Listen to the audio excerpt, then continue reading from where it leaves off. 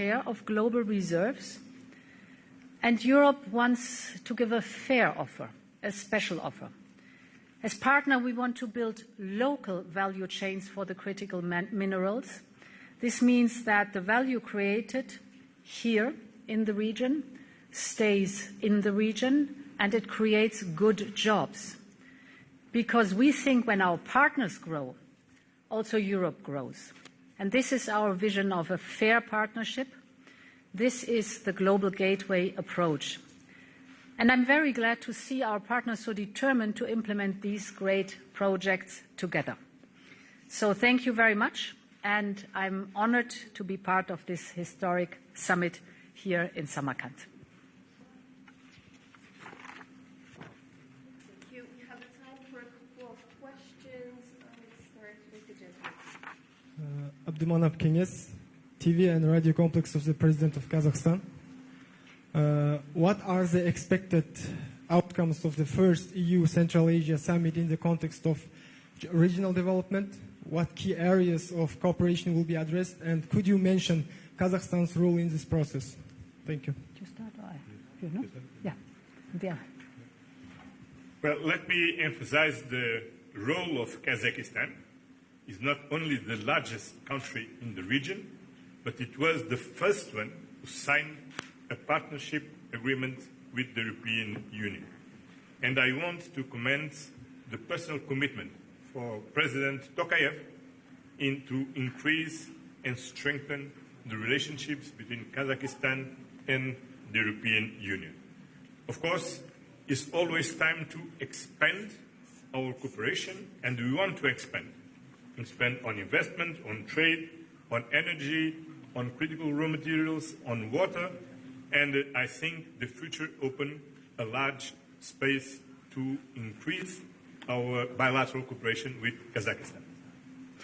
Yes, indeed. For us, it's on one hand important the connection between the European Union and Central Asia, but we also know how important it is that within the region the integration is deepened and the economy is flourishing. This is why, for example, looking at Kazakhstan, the Trans-Caspian Transport Corridor is so important. It connects Europe with Asia. It reduces the travel time by half, so only 15 days when we're done. And Kazakhstan is a strong partner in creating this added value for transport, for example, but also to closer ties overall to Europe. Then we have, under Global Gateway, many interesting projects in Kazakhstan. I think as an example, I can take the digital connection that I just mentioned. This is via our satellites. Kazakhstan is here the front runner, the first country that engaged. And to give you figures, we have delivered already together for 328 villages and 2,000 schools. So 328 villages are now connected to the internet, and 2,000 schools are connected to the internet. This is thanks to the excellent cooperation with Kazakhstan, and we're grateful and proud of it. My name is Ursula Von my question to Madame Ursula Von der Leyen. You mentioned EU's global gateway strategy. As you know, Uzbekistan's strategic location makes it easy in many global projects. How do you see its role in the EU's global gateway strategy, and do you see more projects under this strategy to help improve connectivity? Thank you. So Uzbekistan plays a crucial role and has a very prominent place in Global Gateway. Global Gateway, for everybody, is our investment project of 300 billion euros for infrastructure abroad, outside the European Union. And here we have priorities. I mentioned the digital priority, where Uzbekistan is also invited to take part and has a very positive response to that.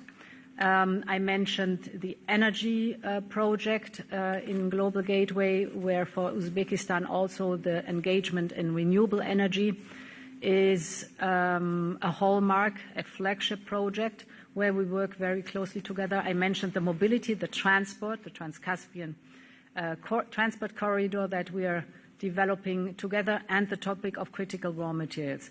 Of course, there are many more smaller topics, but these are the big flagship topics that are for the region, and here Uzbekistan is crucial.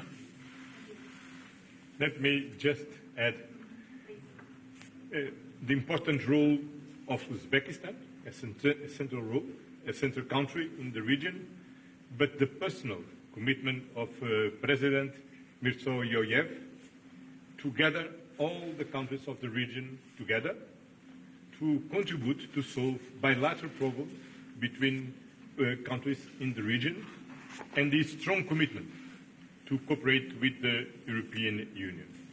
These projects, supported by Global Gateway, are complemented by the other projects, funding by our development bank, the European Investment Bank, and the European Reconstruction and Development Bank, that they are very important to support not only public investments, but also private investments in the region, and to open and given better conditions for European companies come to the region, come to Uzbekistan to invest here, to develop the Central Asian economy and create more and better jobs. Okay. One more question. Kommissionspräsidentin von der Leyen. China und Russland sind schon seit Jahrzehnten in Zentralasien aktiv. Wie will die Europäische Union die zentralasiatischen Staaten überzeugen, dass sie der bessere Partner sind? Was kann die EU Zentralasien anbieten? I will repeat this question in English. China and Russia have long been active in Central Asia. How does the European Union intend to convince the Central Asian states that it is the better partner? What can the EU offer Central Asia? So Russia has long shown that it cannot be a reliable partner anymore, and the European Union has proven that it is predictable, reliable, and for sustainable cooperation. If we look at the projects for the European Union, it is important that our partners benefit from them too. And in contradiction to the aforementioned countries, the European Union, for example, when it comes to critical raw materials, is a completely different partner.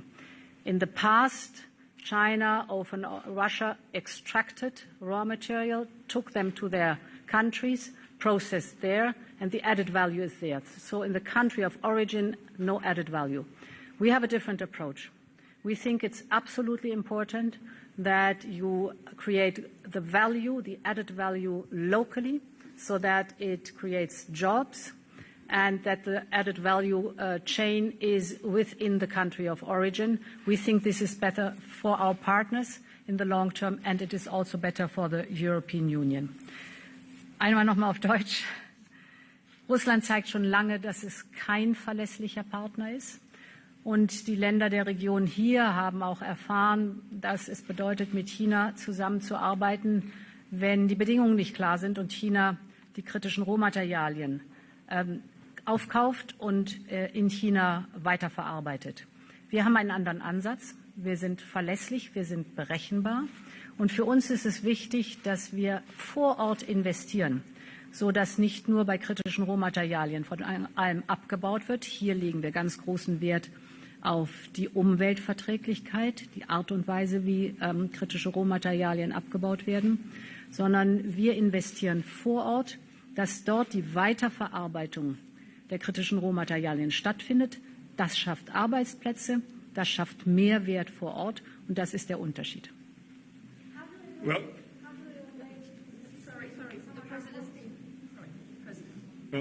European Union and the 5 Central Asian countries, we share the same vision about the importance to extend our support to the multilateral system and to defend rules-based international order. This is critical.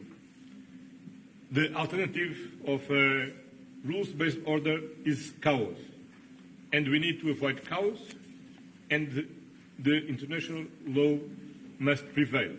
That means respect sovereignty, territorial integrity, respect the international recognized borders, and we share the same vision.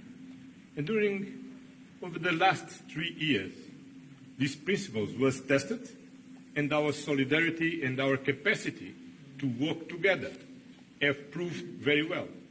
And that's why I think we need to continue to work together to ensure a just and lasting peace also in Ukraine.